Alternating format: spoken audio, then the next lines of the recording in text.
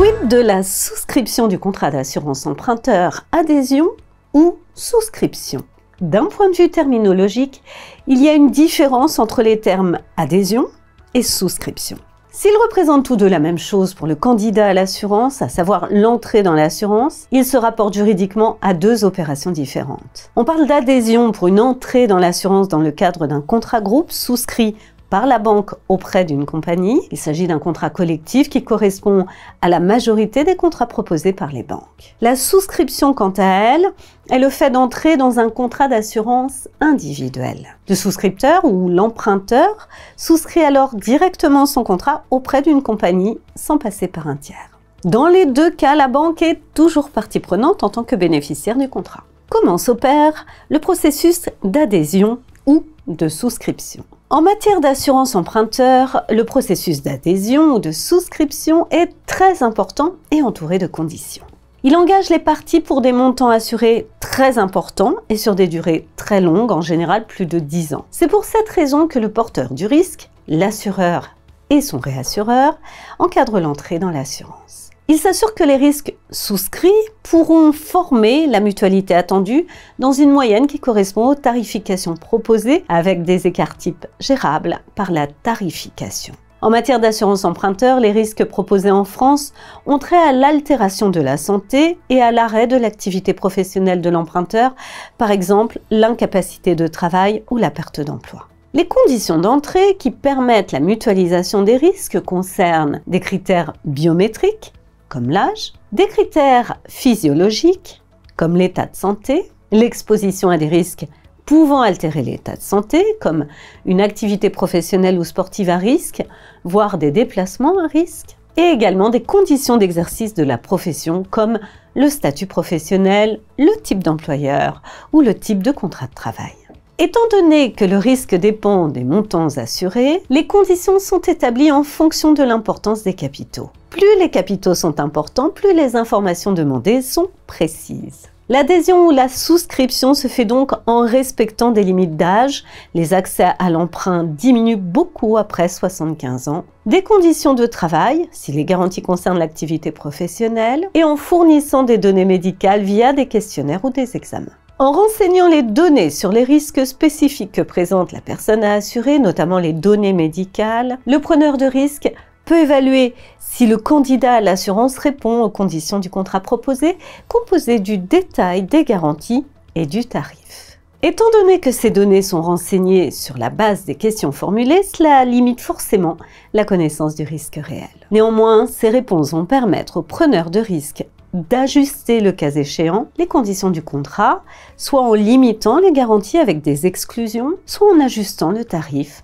avec des surprimes. À l'occasion d'un sinistre, les réponses formulées serviront également à vérifier que les informations communiquées à la souscription du contrat sont exactes par rapport aux données récoltées au moment du sinistre. Et également qu'il n'y a pas eu de fausse déclaration. C'est capital pour l'exécution du contrat, d'autant qu'aucune information n'est demandée par la suite. N'oublie pas de t'abonner à notre chaîne pour ne manquer aucune de nos prochaines vidéos. Et surtout, pense à liker si le contenu te plaît. Qu'en est-il des données médicales ? La première étape consiste à remplir un questionnaire de santé. Il s'agit d'une liste de questions fermées auxquelles il est demandé de répondre par oui ou par non, et de préciser la pathologie en cas de réponse positive. Pour les souscripteurs les plus jeunes ou lorsque le capital assuré est limité, le questionnaire est simplifié. Pour les souscripteurs plus âgés ou pour un capital assuré important, il s'agit d'un questionnaire complet qui comporte davantage de questions. En cas de réponse positive, des questionnaires médicaux supplémentaires et adaptés au sujet doivent être remplis par le souscripteur. Ceci afin de permettre à l'assureur d'apprécier le risque qu'il prend en charge. L'attestation non-fumeur permet d'obtenir des tarifs avantageux sur certains contrats dans le cadre de contrats individuels. Enfin, l'assureur peut demander des formalités médicales complémentaires ou des examens de santé qui sont progressifs et ciblés en fonction de l'âge et de la pathologie éventuellement déclarée. Les réponses portées sur les questionnaires de santé engagent les souscripteurs. Une fausse déclaration intentionnelle démontrée peut entraîner la nullité du contrat et un refus d'indemnisation. Qu'en est-il de la tarification ?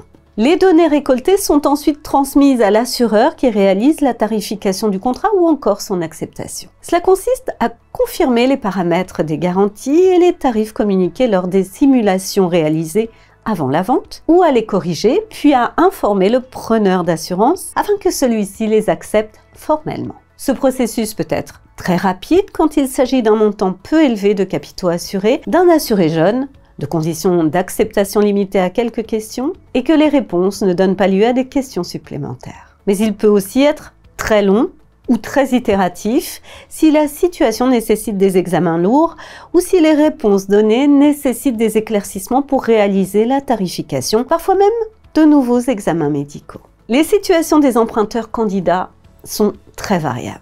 Elles peuvent couvrir l'ensemble du spectre des états de santé possibles, excepté les cas de maladies déclarées ne permettant pas d'avoir recours à des emprunts. Les équipes de tarification qui réalisent l'acceptation au sein des compagnies et des établissements doivent donc avoir une vaste connaissance et être capables de répondre très rapidement sans possibilité d'erreur. Les médecins conseils sont les seuls habilités à établir des diagnostics spécifiques. Mais la présence dans les équipes de tarification de profils spécialisés sur certains risques conditionne souvent la possibilité pour un établissement d'être opérant sur ces risques. Les équipes s'appuient souvent sur des logiciels de tarification. Ces logiciels développés par les réassureurs utilisent leur connaissance approfondie et évolutive des risques et des statistiques de sinistres. En plus de la fluidification, de la sécurisation et de l'accélération des processus, l'émergence des dispositifs de souscription et de sélection médicale digitalisés a permis d'avoir une approche de sélection